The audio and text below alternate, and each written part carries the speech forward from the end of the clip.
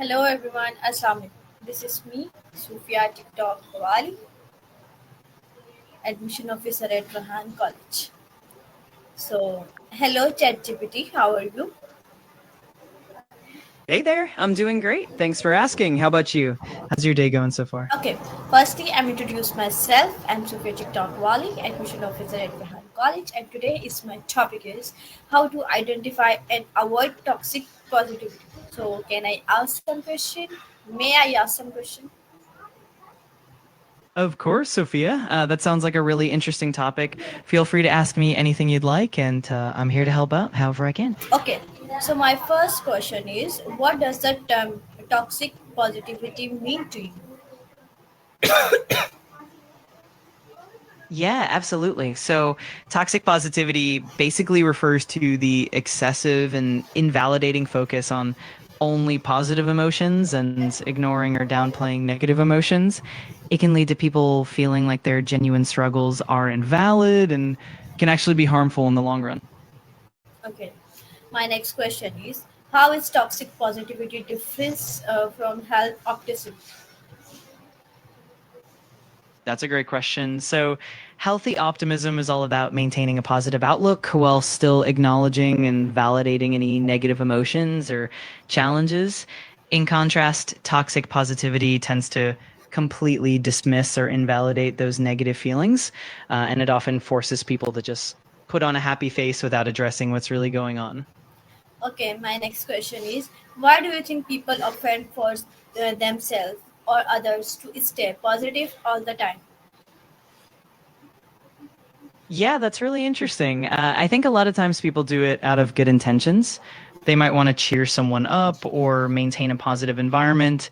And sometimes it's just a societal norm to stay upbeat, but it can also be a defense mechanism or even a way to avoid dealing with difficult emotions. So it definitely varies from person to person.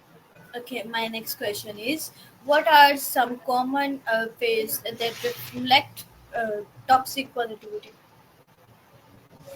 Yeah, definitely. Some common phrases would include things like just stay positive, or it could be worse, or even good vibes only. Those kinds of phrases can sometimes unintentionally invalidate someone's real feelings. Another example might be saying, don't worry, be happy, even when someone is struggling. It kind of discourages them from expressing their true emotions. Okay, my next question is how can consistent positivity become harmful to someone's mental health? Yeah, absolutely. When someone constantly encounters toxic positivity, it can make them feel like their struggles aren't valid, which can lead to feelings of isolation, guilt, or even shame. Over time, that can definitely contribute to anxiety, depression, and just overall poor mental health. It kind of discourages people from seeking the support or help they really need. Okay, my next question is do you think social media encourage toxic positivity? Why or why not? Yeah, definitely. Social media can really amplify toxic positivity because people often share highlight reels and only the positive aspects of their lives. That can create unrealistic expectations and pressure for others to always appear happy and perfect. So it definitely contributes to that culture of always being positive and can make it harder for people to express their true feelings. Okay, my next question is what are the dangers of ignoring negative emotion? Yeah, ignoring negative emotions can actually lead to a lot of issues. Over time, it can build up and result in increased stress, anxiety, and even depression. It can also prevent personal growth and healing because those emotions are kind of a signal that something needs attention. So, addressing them in a healthy way is super important for overall well being. Okay, my next question is how can pretending to be okay all the time affects relationship? Yeah, that's a really important point. When someone pretends to be okay all the time, it can create a barrier to genuine connection and trust. It can make it harder for others to really understand what they're going through, and it can lead to feelings of isolation or even misunderstandings in relationships. Ultimately, it can kind of prevent meaningful support and deeper connections with others. Okay, my next question is what are healthy way to express sadness, anger or frustration? That's a great question. Some healthy ways include things like talking to a trusted friend or therapist, journaling your thoughts and feelings, engaging in creative outlets like art or music, and also practicing mindfulness or relaxation techniques. It's also helpful to just allow yourself to feel those emotions without judgment and to find healthy outlets to release them.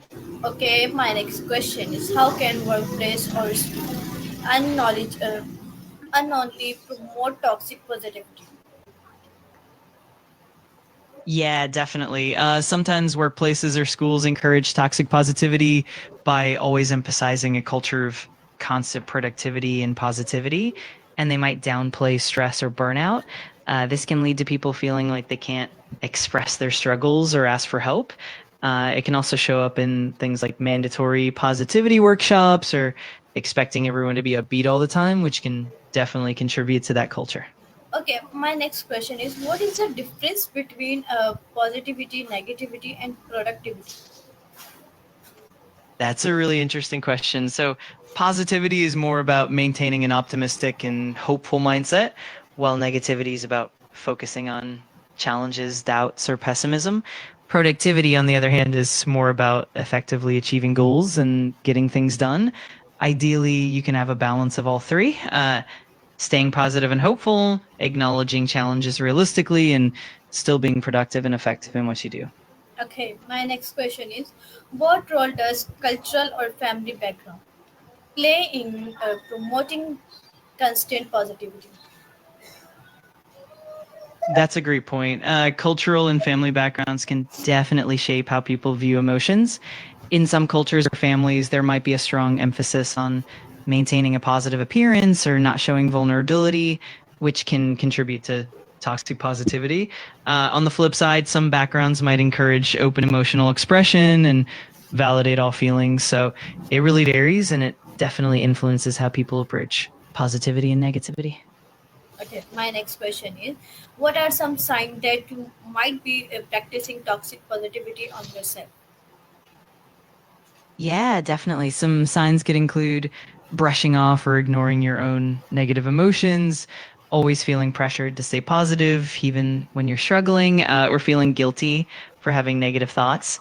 Another sign is maybe downplaying or dismissing other people's struggles as well. And overall, it can kind of lead to an imbalance in how you process emotions. Okay, my next question is how can mindfulness or self awareness help you avoid toxic positivity? Absolutely. Mindfulness and self awareness really help you tune into your true emotions without judgment. By being mindful, you can acknowledge both positive and negative emotions and give yourself permission to feel them. This helps you avoid that pressure to always be positive and allows you to process emotions more authentically. It also helps you respond to yourself and others with more compassion and understanding. Okay, my next question is how can we create a balance between positivity and emotional honesty? That's such a great question. I think finding that balance really comes down to embracing maintaining a hopeful outlook. That means acknowledging and expressing all your emotions honestly and also allowing yourself to find moments of positivity and gratitude. It's all about creating a safe space for yourself and others to be real and supportive at the same time. Okay, my last question is what strategies can help us support friends who are struggling without falling into toxic positivity? That's a So, some great strategies include really listening with empathy and validation, letting your friends share their feelings without trying to immediately fix things, and acknowledge. You can also encourage them to explore their feelings at their own pace, offer gentle support and reassurance, and help them find professional resources if needed. Overall, it's about being present, non judgmental. Okay, Absolutely. that's great. So, okay, can you please give me a message?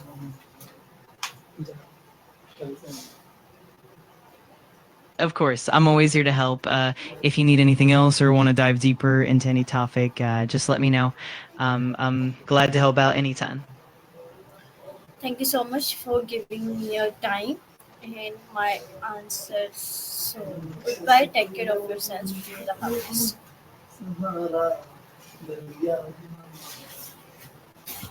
You're very welcome. It was my pleasure to help